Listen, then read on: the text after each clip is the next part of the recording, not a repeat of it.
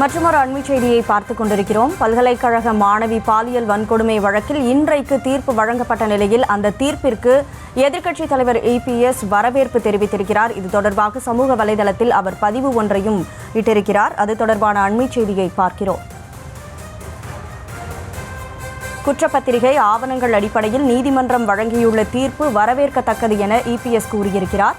வழக்கின் மூல கேள்வியான யார் அந்த சார் என்ற கேள்வி இன்னும் அப்படியே இருக்கிறதாகவும் EPS தெரிவித்திருக்கிறார். பல்கலைக்கழக மாணவி பாலியல் வன்கொடுமை வழக்கு தீர்ப்பிற்கு EPS வரவேற்பு தெரிவித்து சமூக வலைதள பக்கத்தில் பதிவிட்டிருக்கிறார். முழு விவரங்களோடு செய்தியாளர் ராஜேஷ் இணைப்பில் இருக்கிறார். ராஜேஷ், வணக்கம். இந்த வழக்கை பொறுத்த வரைக்கும் அரசியல் ரீதியாக பல்வேறு விமர்சனங்களையும் பெற்றது. இந்த நிலையில இந்த வழக்குடைய தீர்ப்புக்கு EPS தற்போது வரவேற்பு தெரிவித்திருக்கிறார். சமூக வலைதளத்தில் இது தொடர்பாக பதிவொன்றையும் அவர் இட்டிருக்கிறார். அதுல என்னென்ன விஷயங்களை எல்லாம் அவர் மென்ஷன் பண்ணியிருக்கார்? கனிமொழி, வணக்கம். எதிர்க்கட்சி தலைவர் எடப்பாடி பழனிசாமி அவர்கள் தன்னுடைய சமூக வலைதள பக்கத்தில் ஒரு பதிவிட்டிருக்கிறார்.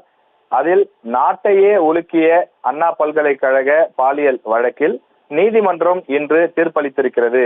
இந்த வழக்கில் அதிமுக தொடர்ந்து போராட்டம் நடத்தி மாணவியின் குரலாக மக்கள் மன்றத்தில் ஒலித்து வந்தது என்றும் அவர் குறிப்பிட்டிருக்கிறார்.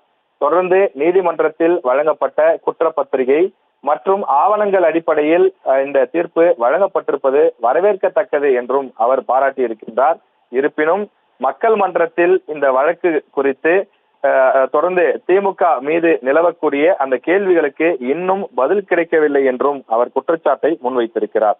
இந்த வழக்கில் முதலில் கைது செய்யப்பட்ட ஞானசேகரன் உடனடியாக விடுதலை செய்யப்பட்டது ஏன் எனவும், விடுதலை மற்றும் மீண்டும் கைது இடையில் என்ன நடந்தது என்றும் அவர் கேள்வி எழுப்பியிருக்கிறார். அதாவது முதல் நாள் விசாரணைக்கு அழைத்து சென்று அவர் வீட்டிற்கு அனுப்பி வைக்கப்பட்டதாகவும், பிறகு அடுத்த நாள் தான் மீண்டும் விசாரணைக்காக அழைத்து அதன் பிறகு அவர் கைது செய்யப்பட்டதாகவும், இந்த வீட்டிற்கு அனுப்பப்பட்ட அந்த இடைவெளி ஏன் என எதிர்க்கட்சி தலைவர் எடப்பாடி பழனிசாமி அவர் கேள்வி எழுப்பியிருக்கிறார்.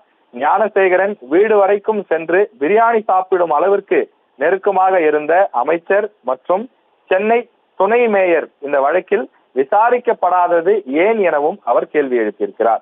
SITயில் பணியாற்றிய DSP ராகவேந்திரா ரவி ராஜினாமா செய்தது ஏன் எனவும், உயரதிகாரிகள் அழுத்தம் என்று வந்த செய்திகளுக்கு என்ன விளக்கம் எனவும் அவர் கேள்வி எழுப்பியிருக்கிறார். இவை எல்லாவற்றையும் விட மிக மிக முக்கியமாக இந்த வழக்கில் மூல கேள்வியான யார் அந்த சார் என்ற கேள்வி இன்னும் அப்படியே இருக்கிறது எனவும் எடப்பாடி பழனிசாமி பல்வேறு குற்றச்சாட்டுகளை, இந்த வழக்கில் தீர்ப்பு கிடைத்திருப்பது, ஞானசேகரன் குற்றவாளி என அறிவிக்கப்பட்டிருப்பது பாராட்டத்தக்கது, வரவேற்கத்தக்கது, தண்டனை கிடைக்க வேண்டும். அதே நேரத்தில் இதில் யாரேனும் உண்மை குற்றவாளிகள் தப்பிக்க விடப்பட்டிருந்தால் அவர்களும் விசாரித்து அவர்கள் மீதும் நடவடிக்கை எடுக்க வேண்டும் என அவர் வலியுறுத்தியிருக்கிறார்.